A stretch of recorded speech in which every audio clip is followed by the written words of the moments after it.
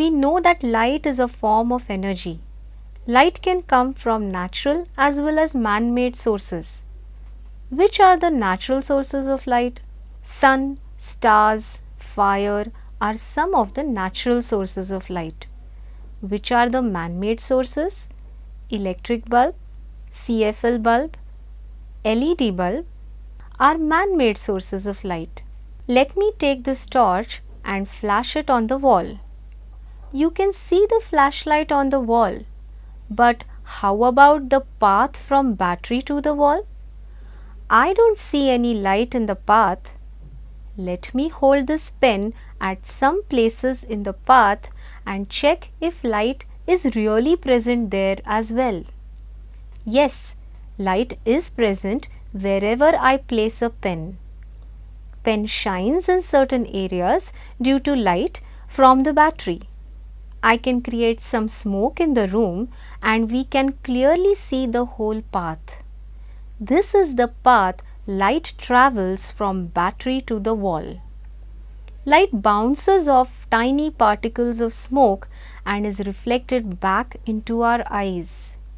That is how we see things.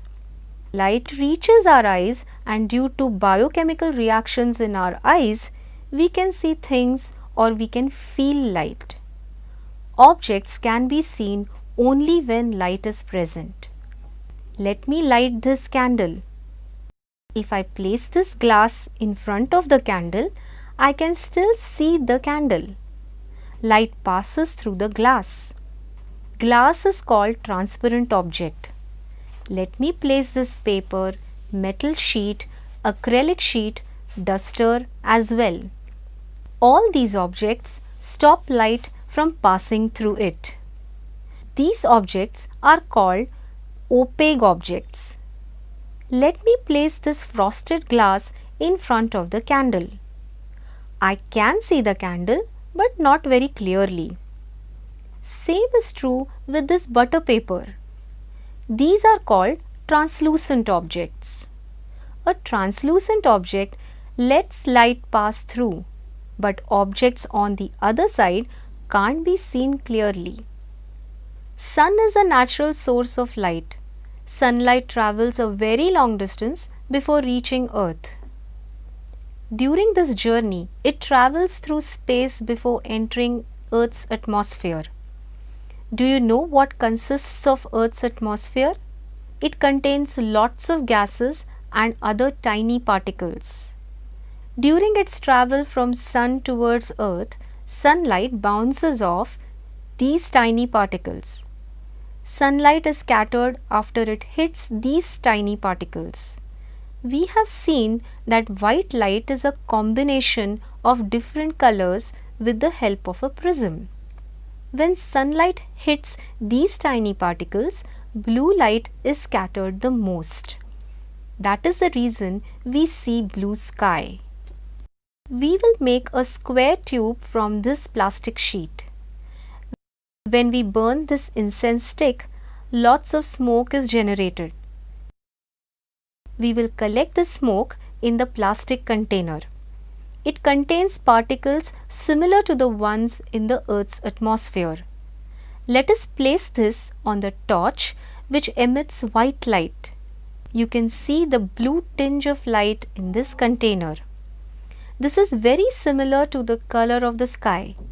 It happens because blue light is scattered most by these tiny particles.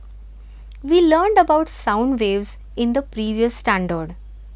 Light is another form of wave. Light waves can be classified into two categories: visible light waves and invisible light waves. Length is a measure of distance. This pencil is 15 cm long. Dimension of this pencil can be described by length. Waves are described by wavelength. When light comes from the sun, all these light waves of different wavelengths travel through empty space. When they reach Earth's atmosphere, the light waves can interact with particles in the air like dust, water droplets and ice crystals. Because of the extremely small size of visible light waves, these light waves also interact with the tiny gas molecules that air has.